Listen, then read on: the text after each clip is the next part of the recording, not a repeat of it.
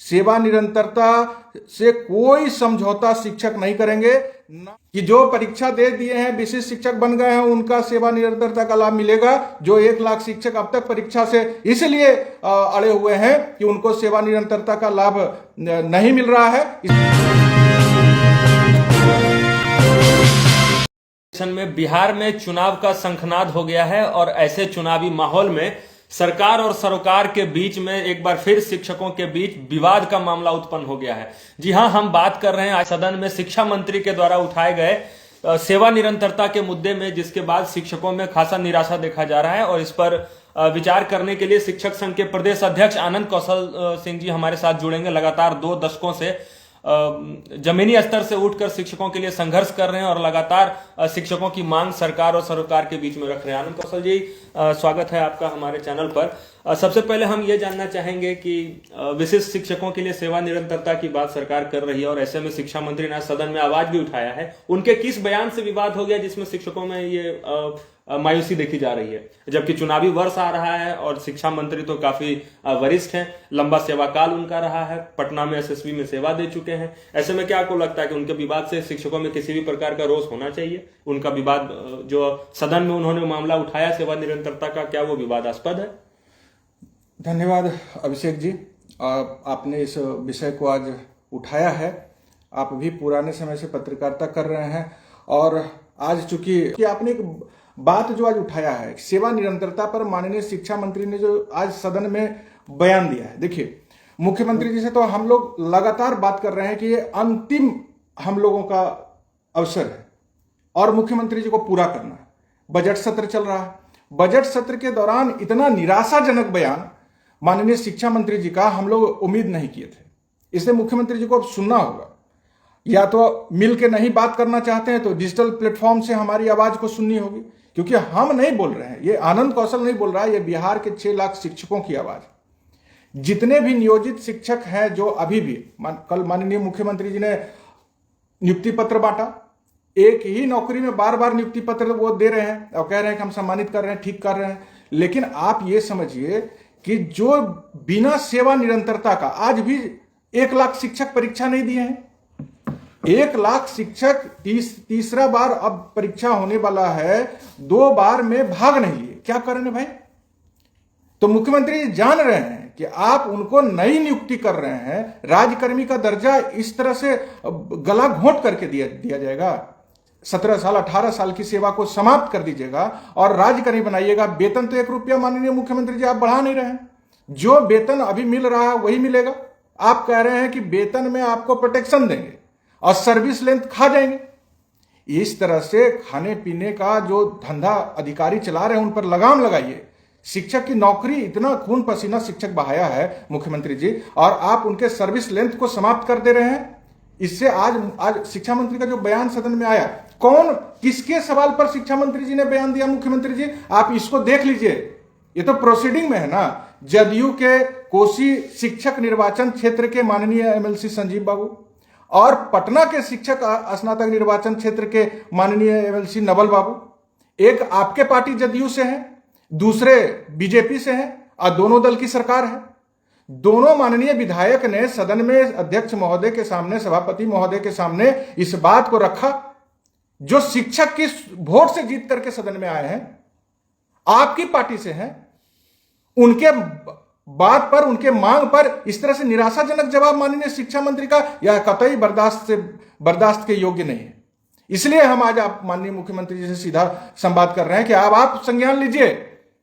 सभी लोगों ने, हम लोगों ने डिजिटल और सोशल मीडिया के माध्यम से और तमाम माध्यमों से मांग किया था कि किसी भी शिक्षक का जबरन इधर से उधर स्थानांतरण नहीं किया जाए। आपने उसे माना, जो जहां है वहीं रहेंगे। और सेवा निरंतरता की मांग आपके शिक्षा मंत्री जी इस तरह से निराशाजनक जवाब देते हैं। उनका कहना है कि कोई कानून नहीं कहता है। क्या मतलब है इसका?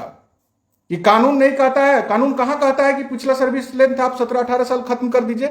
जो 17, 18, 19 साल से काम करते आ रहे हैं, उनका जो सेवा का लेंथ है उसको आप खत्म कर दीजिए। आज नियुक्ति पत्र दीजिए, आज से नई नौकरी हो गई। इसका क्या मतलब है? यह तो एकदम शोषणवादी नीति है और शिक्षा मंत्री जी को कुछ होने वाला है। माननीय मुख्यमंत्री जी को अब कॉग्निजेंस लेना पड़ेगा। और कॉग्निजेंस लेके ये चुनावी वर्ष, आपने कहा कि चुनावी वर्ष है, हम लोग भी 5 साल से इस समय का इंतजार कर रहे थे और सेवा निरंतरता नहीं मिलेगा तो जो 2.5 लाख मुख्यमंत्री जी बोल रहे हैं कि राज्यकर्मी बन गए नियोजित शिक्षक, वह घोर नाराज हैं इससे, क्योंकि उनकी 17-18 साल की सर्विस को आपने समाप्त कर दिया है इस राज्यकर्मी के नाम पर। जो 1 लाख शिक्षक परीक्षा नहीं दिए हैं वो तो खासे नाराज हैं आपकी नीति से। ये शोषणवादी नीति, राज्यकर्मी के नाम पर 1 रुपया का बढ़ोतरी नहीं। मुख्यमंत्री जी, एक शिक्षक बिहार के नाराज हैं इस शिक्षक विरोधी नीति से। इस तरह से दम घोटू व्यवस्था पैदा करके हमारा बेहतरी करने का दावा यह कहीं से उचित नहीं। इसलिए मुख्यमंत्री जी, चुनावी साल है, अब हम लोगों का भी सब्र का बांध टूट रहा है। सेवा निरंतरता से कोई समझौता शिक्षक नहीं करेंगे, ना वो खुश हैं जो 2.5 लाख नियुक्ति पत्र लिए हैं। क्या स्थिति है आज? विशिष्ट शिक्षक बना रहे हैं और इस नौकरी में रहते हुए फिर से एक बार नौकरी का नियुक्ति पत्र और उसे 2 महीना से वेतन नहीं मिला है। उनका प्राण जनरेट करने के लिए सभी डीओ कार्यालय में तमाशा लगाया जा रहा है। शिक्षकों से अवैध उगाही की शिकायत प्राप्त हो रही है। जिला स्तर के कार्यालय में व्याप्त भ्रष्टाचार से सरकार को भारी नुकसान होगा। और शिक्षक अभी क्या सोच रहे हैं? शिक्षक को हंगामा नहीं कर रहे हैं तो शिक्षक शांत हैं, शिक्षक बर्दाश्त कर रहे हैं, सारे सितम को सह रहे हैं। इसलिए माननीय मुख्यमंत्री जी, सारे चीजों पर कॉग्निजेंस लीजिए। और मेरा अनुरोध है कि शिक्षा मंत्री जी को बजट सत्र में, हम पहले भी आपसे लाइव संवाद में इस बात को रखे थे कि बजट सत्र सबके लिए महत्वपूर्ण है, सरकार के लिए भी महत्वपूर्ण है, चुनावी वर्ष है इसलिए हम तमाम शिक्षकों के लिए भी महत्वपूर्ण है। बजट सत्र में माननीय शिक्षा मंत्री जी को आदेश दीजिए कि जदयू और भाजपा के माननीय एमएलसी ने जो सवाल सेवा निरंतरता का उठाया उसका इस तरह से गोल मटोल और बेवकूफ बनाने वाला जवाब कतई बर्दाश्त नहीं किया जाएगा। स्पष्ट इस पर आदेश पारित होना चाहिए कि जो शिक्षक परीक्षा नहीं दिए हैं उनको सेवा निरंतरता का लाभ दिया जाएगा। वो परीक्षा देंगे, जो दे चुके हैं वो अपने आप को ठगा महसूस कर रहे हैं, 17-18 साल की नौकरी खत्म हो गई तो उनको सेवा निरंतरता का लाभ मिलेगा। इन दोनों मसलों को लेकर एक सीधा आदेश शिक्षा विभाग के द्वारा तुरंत निर्गत किया जाना चाहिए, जिससे शिक्षकों में जो व्याप्त है निराशा, जो आज माननीय शिक्षा मंत्री के बयान के बाद आया है। आप कहते हैं कि हम विचार करेंगे। विचार क्या करना है इसमें? आपका जो आप लोग जो है विचार क्या कीजिएगा इसमें? जो सर्विस 17-18 साल पीछे हम किए हैं वह सरकार ही बहाल की है, उस सर्विस लेंथ को खत्म कर रहे हैं। कहते हैं कि कहीं इसमें कानूनी रूप से हम कोई गलत नहीं कर रहे हैं। ये कानून का खेल मत खेलिए हम लोगों के साथ। ये जब आपको शोषण करने का मतलब मन होता है तो कानून का लाके किताब सामने में रख देते हैं। कानून में कहां लिखा हुआ है कि 6 तरह का शिक्षक को आप 6 तरह का वेतन दीजिए, जिसको मन है जो वेतन फिक्स कर दीजिए। सारे शिक्षकों को एक जैसा वेतन मिलना चाहिए। इसलिए हम लोगों को सेवा निरंतरता मिलना चाहिए मुख्यमंत्री जी, और इस पर आप संज्ञान लीजिए। हमको उम्मीद है जरूर आज के संवाद के बाद सेवा निरंतरता की मांग पर मुख्यमंत्री खुद पहल करेंगे और उसको पूरा करेंगे। ऐसे में सेवा निरंतरता को लेकर अपने बयान में उन्होंने संवेदनशील होने की भी तो बात कही है, तो फिर शिक्षक संघ उनके इस बयान में संवेदनशीलता के तौर पर क्या पक्ष रखता है? संवेदनशील मुख्यमंत्री शिक्षा मंत्री जी ने कहा कि हम संवेदनशील हैं जी, और दूसरे तब कह रहे हैं कि ये जो हम कर रहे हैं वह कानूनी रूप से सही है, इसलिए हम विचार संवेदनशील है तो तुरंत आदेश निर्गत किया जाए। अपर मुख्य सचिव जो माननीय मुख्यमंत्री के भी सचिव हैं उनको आदेश दिया जाए कि जो परीक्षा दे दिए हैं, विशिष्ट शिक्षक बन गए हैं, उनका सेवा निरंतरता का लाभ मिलेगा। जो 1 लाख शिक्षक अब तक परीक्षा से इसलिए अड़े हुए हैं कि उनको सेवा निरंतरता का लाभ नहीं मिल रहा है, इसलिए वो नहीं दे रहे हैं, वो सारे लोग भी अब सरकार की बात से सहमत होंगे और परीक्षा देने का बारे में सोचेंगे। अन्यथा आप किसी के साथ जबरदस्ती नहीं कर सकते हैं। यही कानून ने शिक्षकों को इजाजत दे रखा है कि आपकी नौकरी 60 साल तक बरकरार रहेगी, लेकिन सरकार की नीति अगर ठीक नहीं होगी तो शिक्षक भी स्वतंत्र हैं। इसलिए सब लोग सरकार की नीति से संतुष्ट हो, इसलिए सेवा निरंतरता का लाभ तुरंत मिलना चाहिए।